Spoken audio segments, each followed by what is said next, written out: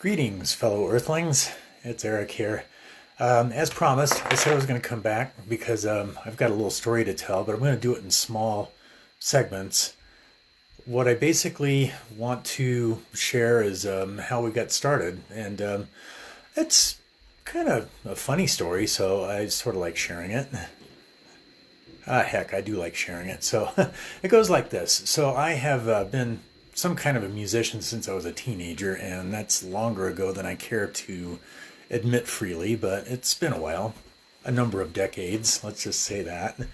And I found that I was missing playing live music. I was working very hard at trying to make some kind of online e-commerce business work, but I was doing something that actually is a little bit outside of my educational background.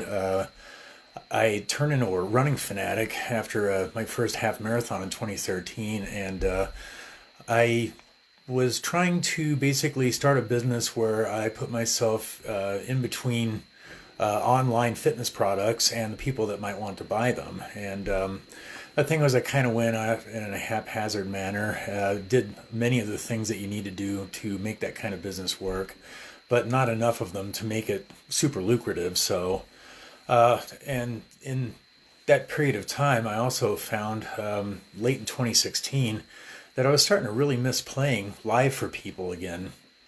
I have been a lead guitar player back in the 20th century, and decided I really enjoy playing bass, having that kind of relationship with the drummer and creating the beat and everything. I think that's been about 15, 20 years now. So I consider myself a bass player, though I do play several different instruments. And I just wanted to get back into it again. So I started looking online for people that might be looking for somebody. And I went to an audition, and I knew I wasn't going to play with the cats that were looking for the people. They wanted to try to hire both a bass player and a guitarist, and I trying to think of a nice way to say this. It just wasn't going to work. Let's put it like that.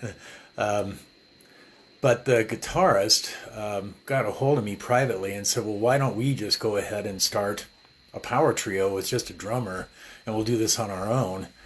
And that actually started like right around New Year's Day, actually, of 2017. So we discussed, the formation of it and the structure, and we had decided to actually create a partnership and do an EIN number because we're both kind of aware. And I've have tax experience, having worked for Jackson Hewitt back in 2014, and off and on doing tax preparation longer than that. I've actually had a professional tax ID number, preparer tax ID number, a P10, since I think about 2009, 2010. So anyway, I knew that the bars were starting to ask some people for a W-9 because for them to legitimately write off their expenses, if they pay one band over $600, they basically have to give them a 1099 or face the wrath of the federal government. So after discussing that with the guitarist, came to the conclusion that if we start a business, got our own EIN number, and then ran it as a partnership, then we'd have another number to give these bars instead of our own social security numbers.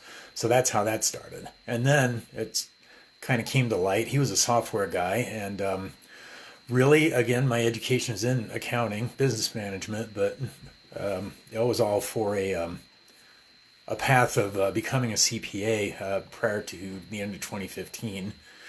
So I took on the accounting, and then I was taking a look at what I was doing. I was basically just kind of making journal entries in a Microsoft Excel. I wasn't using any special software because our expenses and our revenues were both really small, minimal transactions, maybe 4 to 6 a month. So I mean, if you guys, any of you are bookkeepers or part-time bookkeepers or no one, that's almost nothing. So anyway, I found myself doing this little bit of semi-amateur accounting, and I was like, why don't I do that instead of the fitness products thing?